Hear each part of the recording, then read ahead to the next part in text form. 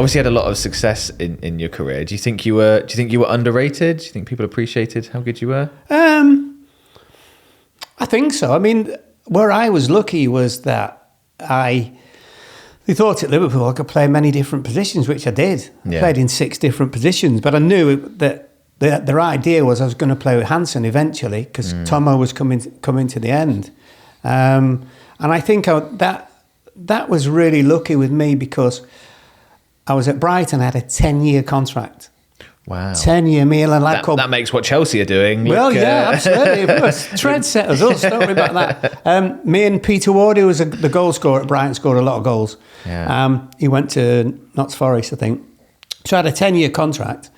But the deal was kind of, the chairman said, like, look, you won't do all the 10 years. We're just kind of protecting ourselves.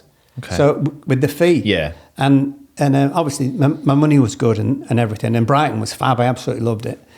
And so season finished and we were just before pre-season and I got a phone call from, who's the manager of Arsenal?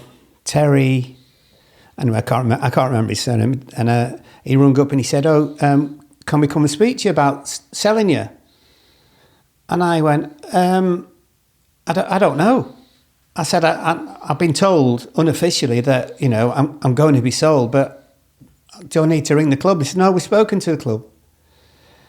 And he said, we'll come down and meet you at Gatwick. Obviously, he's in London, I'm in Brighton. So get down to Gatwick, Terry and the chief exec. Terry offered me less money than I was getting at Brighton. Really? Yeah. And I'm like, I'm looking for someone to come out from behind the curtains and joking. And you've got a 10-year contract as well. Well, that's the thing. I said, Terry got a 10-year contract. Yeah. And he went, yeah. He said, you played at Highbury, haven't you? I went, yeah, a few times. He said, and you've seen the bust of Herbert Chapman as you walk in, famous bust of Herbert. And I went, yeah. And he said, and you know, the Marble Hall. Yes, Terry, seen all that. And he said, and also, of course, he said, if you have played there and you'd like the underfloor heating in the dressing rooms. I went, yeah, I've experienced that, Terry. He went, well, you've got all that. He said, and I want you to play with David O'Leary. And I went, I don't mind the first 4, but I'm not too happy with the 5th one. Right, and he didn't really get that at all. And because me and O'Leary played together for Ireland with Dave and everything. And I said, Terry, you've not offered me any money. I'm like, I may as well stick at Brighton. Yeah. He said, I'll tell you what we'll do. He said, we'll go away and think about it. I went, all right. So next morning, the phone goes again. And it was Ron Atkinson, who'd just taken over at Man U. And I'd known him for quite a bit, actually. He said, what are you doing? And I said, well, I've just spoken to Arsenal. I said, I ain't going to Arsenal. And he went, I suppose Liverpool have been in, have you? I said, no, not yet. He said, well, I'll tell you what. He said, they were signing Frank Stapleton, first tribunal signing, and they weren't quite sure how much it was going to cost them. Okay. He said, and he told me that. He was really dead up front. And he said, and Brighton wants some of our players. He said, I think pretty sure we can organise that. He said, I'll give you more money than anybody will give you, and I'll buy you a house and all that kind of stuff. And it just went quiet. And he said, what do you think? I said, I'm not sure. I said, because as I'm talking to him, my missus at the time just handed me this piece of paper as I was talking to him on the phone. And it was like, Liverpool calling you. And I went, and he went, someone else is in, aren't they? And I went, yeah. And he said, who is it? Because he loved Liverpool. He loved Liverpool. Right. He said, who is it? And I went, who do you think? He went, oh, shit. And I said, yeah, I'm gonna speak to them tomorrow.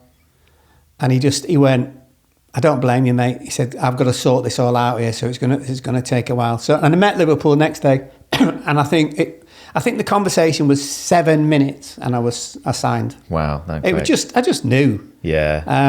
And I was a little bit fortunate. My stepfather was a director at Preston North End where I started, so he knew a little bit about what happens and all that, and he came with me and everything. Right. And as they're saying to me, you're going to earn this, this, this, and this, I could see my stepfather going, sorry. And I went, yeah. And I was, but the really funny bit was, well, not the really funny, but a couple of things were that I didn't have a proper medical until 3 months into the season. They paid 900 grand plus VAT, so it was over $1 million. You're right. They didn't, and they just, all they did, on the night I got to Anfield, got in the treatment room, got stripped off, boxers on, and they had two doctors, brothers from Ireland, great.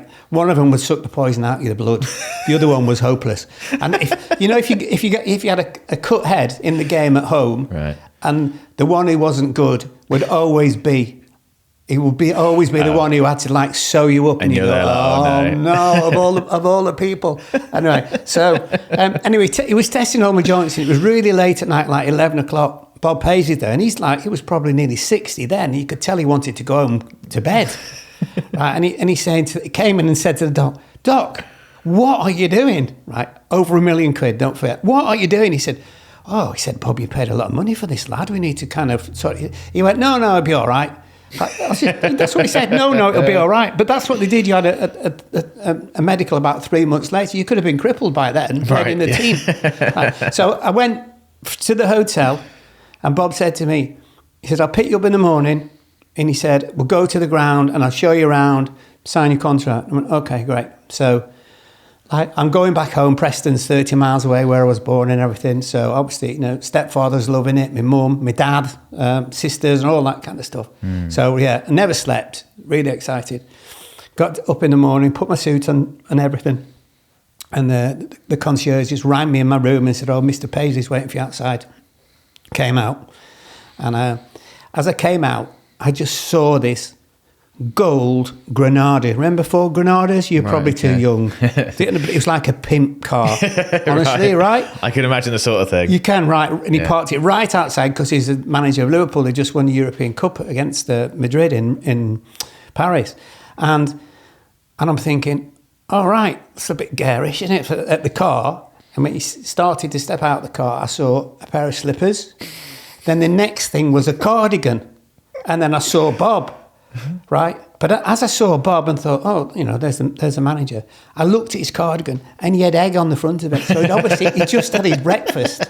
And I just thought to myself, this is the club for me. Absolutely, 100%. Okay. And I was absolutely right as well, yeah. Awesome. Yeah. Any regrets from your career? Regrets?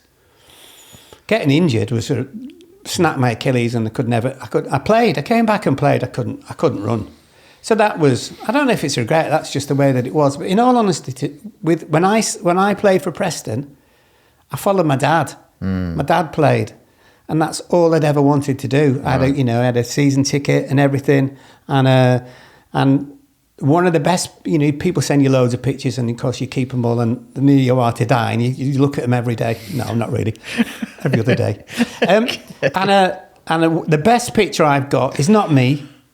It's a picture of my dad making his debut for Preston North End in the top division against Tottenham.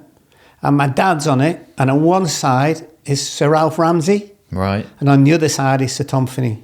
And what year would that have been? Oh, my God, that'll be late 50s. Right, okay. Late 50s, yeah. Wow. So that, of all the pictures that I've got, of all winning the cups and all those kind of things and stuff, that is the best one.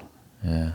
Because Sir Tom Finney, I think it's his birthday tomorrow, I think.